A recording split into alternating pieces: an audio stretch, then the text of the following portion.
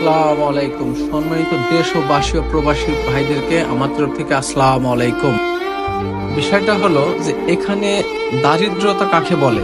এই যে একটি মানুষ অ্যাক্সিডেন্ট করে বাড়িতে পড়ে আছে, বিষয়টা আমাদের নজরে আসে, তাই আমাদের আল আফসা ফাউন্ডেশন থেকে ওনাকে কিছু পরিমাণ আমরা টাকা দেওয়ার জন্য যাচ্ছি।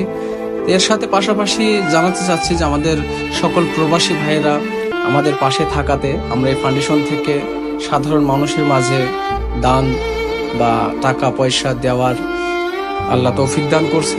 যাক, আপনাদের মাঝে একটা কথাই বলতে চাই, আল আফসা ফাউন্ডেশন একটা গরিব দুঃখীর জন্য। আপনারা যদি চান আমাদের পাশে থাকতে পারেন। আর প্রবাসী ভাইয়েরা আমাদেরকে অত্যন্ত ভাবে হেল্প করে।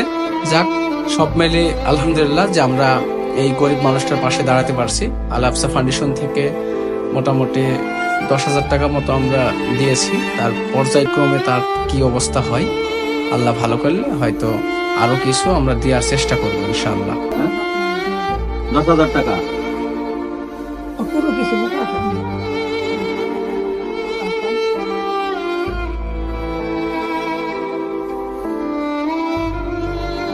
কারা দেখাবে না এসে চিনতে পারছে একটা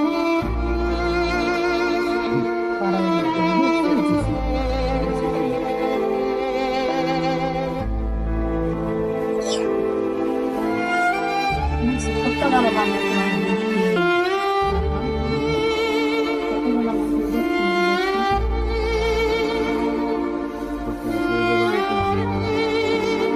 শুনেছি